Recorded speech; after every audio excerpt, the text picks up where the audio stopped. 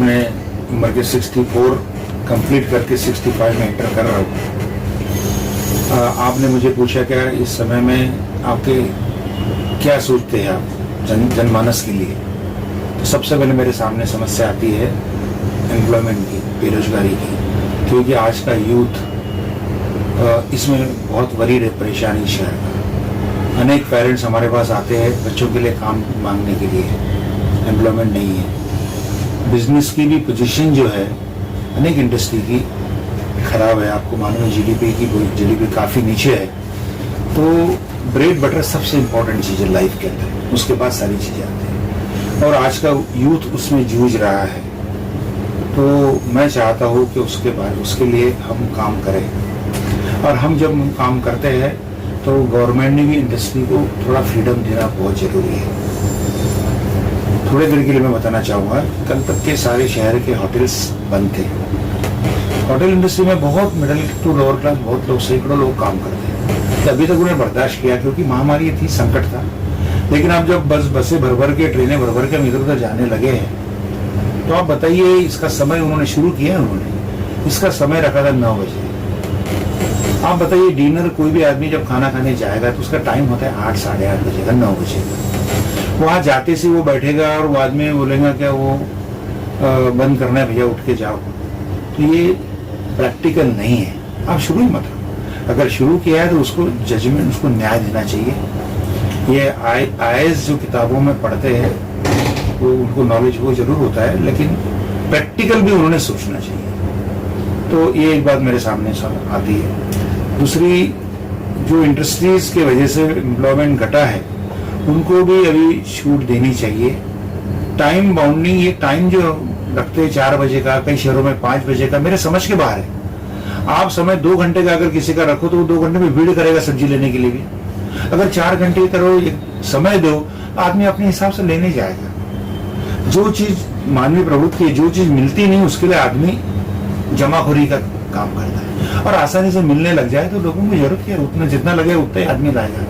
तो ये टाइम का जो बंधन डाल रखा हुआ है, ये मुझे लगता है कि इस पर गंभीरता से विचार करना चाहिए इन्होंने, और टाइम खोल देना चाहिए। इससे क्या होगा, इससे जो ट्रेड है, सारे ट्रेड वो दिल खोल के काम करेंगे और वो डेवलपमेंट होगा और एम्प्लॉयमेंट भी उसके साथ साथ जनरेट होगी, ऐसा मेरा सोचना है। दूसरा, हमारे शहर के अंदर में कोविड-19 की वजह से सरकार के पास तो फंड नहीं, हम समझ सकते कि वो रेवेन्यू उनको मिला नहीं तो कहाँ से खर्च करेंगे। अभी थोड़ी अच्छी व्यवस्था है, लेकिन कुछ समय पहले लोगों को बेड नहीं मिलते थे हॉस्पिटल में, जिसकी वजह से अनेक लोग रास्ते में बेचारे हॉस्पिटल में पहुंचते तक मर गए। और कुछ हॉस्पिटल वालों ने तो एंट्री के पहले ही 2 लाख रुपए जमा करो तो ही एंट्री देंगे। तो ऐसे समय में वो योद्धा बोलते हैं उनको, उन्होंने भी ये सोचना चाहिए, पैसे कमाना ही एक उद्देश्य ना होते हुए तुमको जो भगवान जैसा आप समझते हैं तो उसमें कंट्रोल होना चाहिए। हमने एक टास्क फोर्स बनाया था राष्ट्रवादी कांग्रेस पार्टी में, मैं बहुत खुश नसीब हूँ कि मेरे पास टीम बहुत अच्छी बनी और अनेक लोगों को हमने हॉस्पिटल में बेड उपलब्ध करवा के दिए। जिनके बिल ज्यादा आए थे, हमने झगड़ा नहीं किया इस वक्त किसी से, हमने उनको समझाया कि देखो गरीब आदमी है, आपका जो है, आपका मिनिमम जो है वो आपको लेना ही चाहिए। लेकिन आप जो बड़ी 4 लाख की 2 लाख जमा करने के बाद में फिर 1,80,000 2 लाख डिमांड करते, वो जायज नहीं है। उसमें हमने एक्सपर्ट लोग बिठाए थे और हम उनके बिल को स्क्रूटनी करते थे। तो उसमें समाधान ये है कि हमारे पार्टी के लोगों ने उसके अंदर में अच्छा काम किया। और मैं भी, मेरे पास भी एक जगह थी जहाँ हम कॉलेज बनाने वाले थे, लेकिन अभी तो सारे कॉलेजेस बंद है। तो वहाँ अभी मेरा प्रपोजल है, उसमें चालू है मेरा काम। उसमें सीसीसी कोविड केयर सेंटर में करने जा रहा हूँ निस्वार्थ तरीके से। मैंने डॉक्टर की टीम को बोला कि उसमें मेरे को 1 रुपया भी नहीं मिलेगा तो चलेगा, लेकिन आप 100 बेड का एक हॉस्पिटल बनाइए, क्योंकि जो काम मैं नहीं कर सकता वो नहीं कर सकता, वो डॉक्टर कर सकते हैं। इंफ्रास्ट्रक्चर मेरे पास है, आज मेरा खाली पड़ा है। मैंने बोला क्या प्रॉब्लम है, जो गरीब लोग आएंगे उनको हम लोग बोलेंगे जाओ वहां तक पहुंचा देंगे। तो ये इस पर वर्क चालू है मेरा, ये बहुत जल्दी नागपुर में, क्योंकि सेकंड वेव आने की चांसेस है। यूरोप के अंदर में सेकंड वेव आई है, वापस से वहाँ लॉकडाउन शुरू हो रहा है। तो इसमें गफलत में रहने में कोई सेंस नहीं। हम गरीबों के लिए व्यवस्था हम कर रहे हैं। कल परसों ही मैंने पार्टी को डिमांड की थी, तो हमारे राष्ट्रवादी कांग्रेस पार्टी की तरफ से अनिल देशमुख साहब को मैंने बोला था कि इंजेक्शन की कमी हो गई रेडियंट में, जो इंजेक्शन तो कल ही 200 इंजेक्शन हमने हमारे पास देशमुख साहब ने यहाँ भेजे, शहर के लिए भेजे। उसको हमने पुलिस हॉस्पिटल जो है उसके अंदर डीप फ्रीजर लगता है, तो वहाँ हमने कल रखे। मेरा आह्वान है कि जो आदमी सही में गरीब है, जो खर्चा नहीं कर सकता, बहुत उसको जिंदा रहने के लिए वो इंजेक्शन देना भी जरूरी है। कहाँ जाएगा बेचारा वो?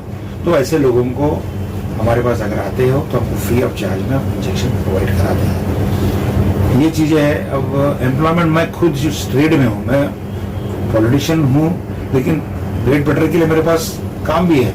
स्पाइसेस में टीम में हम काम करते हैं, तो उसके अंदर मैं भी सेल्फ एम्प्लॉयमेंट के लिए मेरे पास जितने लोग आते हैं मैं पूरा टाइम उनको देता हूँ, उनको समझाता हूँ कि गवर्नमेंट के पास जॉब नहीं है। सिर्फ लड़ाई पॉलिटिकल चल रही है, आरक्षण की बोलो, नौकरी मांगने को बोलो, जब उसके पास कुछ है ही नहीं, आज की अवस्था खराब है, वहां इसमें एनर्जी क्यों वेस्ट करे? आज का यूथ सेल्फ एम्प्लॉयमेंट में जाना चाहिए। मैं अपना उदाहरण देता हूँ, मैंने 100 रुपए से मेरा काम शुरू किया 1976-77 में, जबकि मैं ग्रेजुएशन उस वक्त किया था, मुझे जॉब मिल सकता था, लेकिन मैंने सोचा, मैंने अपना उस वक्त भी नहीं सोचा, मैंने सोचा कि ऐसा कोई काम करो जिसमें 4 लोगों को काम मिले।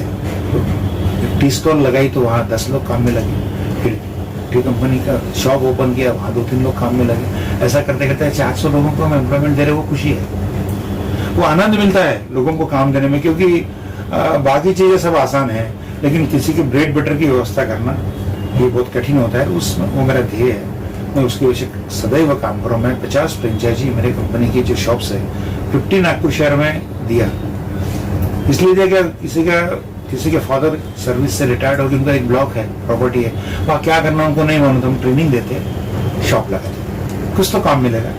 और घूम के भी अनेक लोग मेरे पास से काम। लेकिन एक बात मैं युवकों के लिए बताना चाहूंगा, जिनको सिर्फ टेबल में बैठ के पेन से यही अगर करना चाहते हो और अपने आप काउंट करते हो कि मैं इतना क्वालिफाइड हूं तो ये काम कैसे करूं, श्रम की पूजा होनी चाहिए। उसमें वो थिंकिंग उन बच्चों में जानी चाहिए कि काम कोई भी छोटा बड़ा नहीं होता। तो वर्कशिप वो देख के उसके हिसाब से उन्हें काम करना चाहिए। मैं समझ जनता को और मेरे कार्यकर्ताओं को मेरा यही संदेश है, राजकारण में, समाजकारण में और जहां भी आप काम कर रहे हो, अपने लिए सोचते हुए भी आपका विचार हमारे पड़ोसी होगा तो नहीं हो रहा है कि हम किसके लिए कुछ क्या कर सकते हैं क्या, ये सोचना एक छोटी सी बात है। ये जिसके दिमाग में है वो आदमी हमेशा आगे बढ़ेगा। और सिर्फ सेल्फिश मेरे लिए, अरे तुम यहाँ अनेक लोग इस शहर में अरबोपति है, करोड़पति है, क्या हालत है, गाड़ियां जगह पर खड़ी है, हमारी सारी गाड़ियां जगह पर खड़ी है, मर्सिडीज है, ये है, वो है, सारे कपड़े हैंगर में टंगे हैं, लोग बरगुड़ा में निकले, मुंह ही बंद है, चेहरे कपड़े में। तो ये सब जो उन्होंने, ये वायरस ने बता दिया है कि तुम्हारी साधन संपन्नता ये है ईश्वर की इतनी सी मार की वजह से जगह पे है।